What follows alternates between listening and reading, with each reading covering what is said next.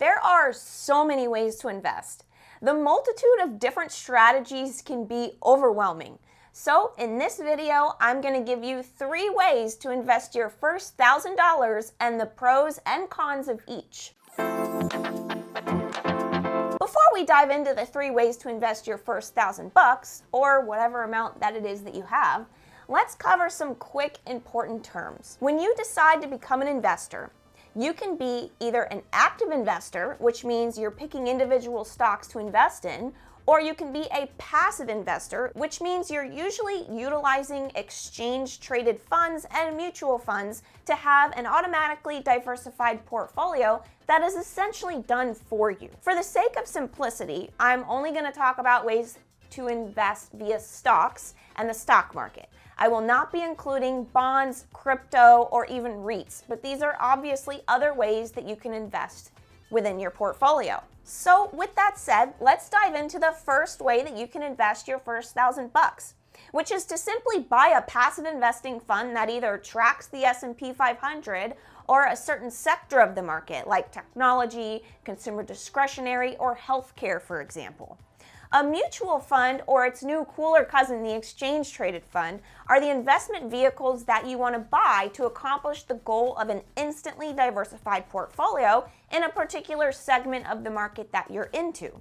Or you can also buy one that tracks the entire S&P 500, which is just an S&P 500 index fund. If you're fuzzy on what mutual funds and ETFs are, I have a video on this that I put in the show notes. Go ahead and take a look at that video after you watch this to give you some more deets on choosing between a mutual fund, ETF, or index fund. The truth is, you can actually actively invest your passive portfolio. I know what you're thinking. Okay, Nikki, now you're just straight up confusing me.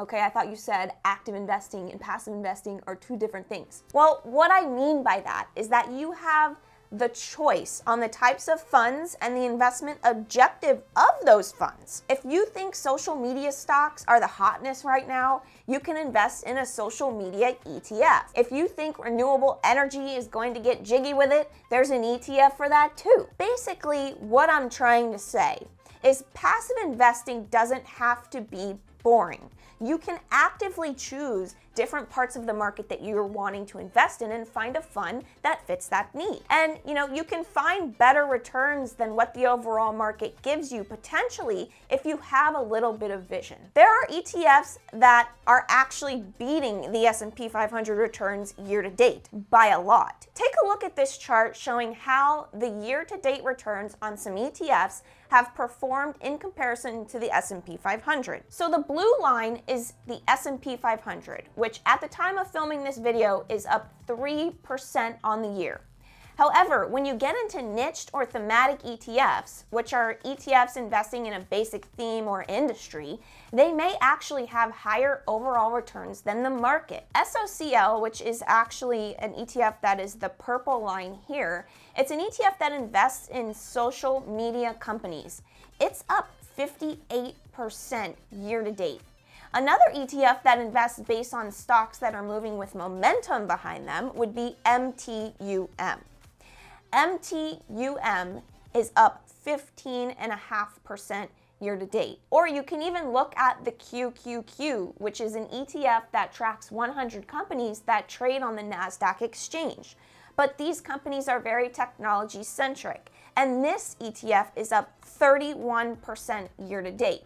Again, the S&P 500, which is the bottom blue line, is only up 3%. So you can see passive investing through funds doesn't have to mean boring and regular returns. So what are the pros and cons to a passive investing approach? The pros would be it's easy, and you're instantly diversified by using a fund. You can choose between investing in the overall market with the S&P 500 fund or drill down to a certain sector or theme in the market. The cons? Some of the ETFs that have been driving higher performance can have higher fees to hold them, particularly ones that invest based on a certain theme like gaming, cybersecurity, or social media, for example. But that doesn't necessarily mean it's a bad idea. Just be aware of the historical performance, the types of companies that the fund invests in, and make sure that you're comfortable being invested. Usually with funds, you want to have a long-term time horizon in mind, which is really where the term passive investing comes into play. You're thinking long-term, and someone's doing all the work behind the scenes for you by creating that fund. The second way to invest your first $1,000 is to basically pick either one or two single stocks to invest in. Why one or two? Well, you don't have that much money with $1,000. So I would say 2 positions max at maybe $500 each, or something of that nature.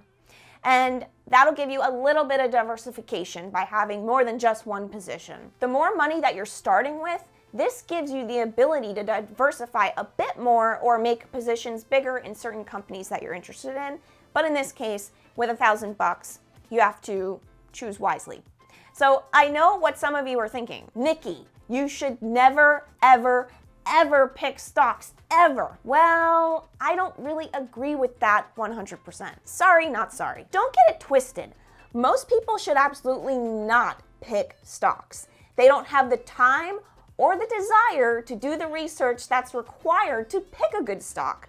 But guess what? Some people actually can get a leg up on the market by picking single stocks if they know what they're doing, or they can see a trend that's under the radar. If you work in a certain industry and you know it really well, and you think a certain company isn't getting the love it deserves, you may have an edge there. Or if you use a certain product that you love and think the stock is undervalued after a deeper look, go on with your bad self. But the main point is, have an edge. Do some research and don't just blindly buy companies. Know something about the company and have a reason for investing. Again, it's all about having an edge. Some pros of investing in individual stocks would be the possibility of outsized returns that beat the overall market. After all, that's what most people want. I've done this myself with stocks like Square, Lululemon, Pinterest, Apple, and more. All 4 of these stocks are stocks that I've been long for a while and throughout the year. And year to date, this is what this chart represents, is year to date returns on these particular companies: Lululemon, Apple, Pinterest, and Square. And remember, the S&P 500 was only up about 3% on the year. Well, these stocks are up much more than just 3%. You know, we're looking at Lululemon in purple, which is up 43%. We're looking at Apple in orange, which is up 58%. We're looking at Pinterest in blue, which is up 234% on the year. And then lastly, Square in green, which is up 172% on the year. So as you can see, it is possible to get outsized returns by picking stocks. You just want to pick the right ones. Speaking of picking the right ones, the cons of picking stocks are that you pick a stock and you're just plain wrong, and the stock may not perform like you expected, and you may lose all of your money, or a lot of it. So it is higher risk, especially since your portfolio will be more concentrated in 1 or 2 stocks. You know, imagine being invested in something like Hertz, JCPenney's, or Sears. You know, these are all stocks that have gone bankrupt, and they've, come off from being beloved stocks that the market loved at one point, and now, well, they're basically close to zero and have barely any value left. From heroes to zeros. It happens. Did I have some zeros happen in my portfolio while I was learning how to invest actively? Absolutely. The idea with being an active investor, though, is to manage your risk so that you don't completely blow up, and have your winners be bigger than your losers over time. And every stock position is a lesson that makes you better and better and better. Again, this is why it's really important to have an edge. Also, eventually, when you have more capital, it becomes more important to not go into any one position with too much of your money. But in the beginning, when you have lower capital to invest, it's harder not to concentrate all of your money in 1 or 2 stocks. So, choose wisely if you go with this approach. Maybe consider some solid, reputable companies that have been around for a while for your first bout of risk capital. The third way to invest your first $1,000 is to do a mix of both, using a fund and picking a single stock. say half of your $1,000 in a fund and the other half in a stock position. If you're working with more money, that opens you up to even more diversification potential, which is great. I personally am a big fan of mixing both strategies myself, active and passive. I have not only a passive investing portfolio of funds, but I also have a portfolio of stocks that I actively researched and picked. So there's nothing wrong with splitting up that money and doing a bit of both. The pros of this is diversification with the fund and the potential for better returns with the stock that you end up choosing. It is potentially less risky, so to speak, than your entire portfolio being in stocks that you pick. You can reduce risk even more with this approach by the stock that you pick being a high quality company that has low debt with overall good fundamentals. Or if you're feeling frisky, the money in your fund can be your safer part of the portfolio, which allows you to take on more risk in the single stock that you pick. So, to wrap up the 3 ways to invest your first $1,000, 1, you can invest passively in a mutual fund or exchange traded fund, which gives you automatic diversification. 2, you can pick a few single stocks, just be aware of the higher risk by having a more concentrated portfolio and having the responsibility of picking a good one. 3, you can do a mix of both a fund and a single stock to reduce some risk while still being able to actively pick a stock that you're interested in. And if this video left you wanting to learn more about investing and where to begin finding funds and stocks, check out my Finance Family community, which gives you access to my training program teaching you how to get started investing. The link will be in the show notes for you. Until next time.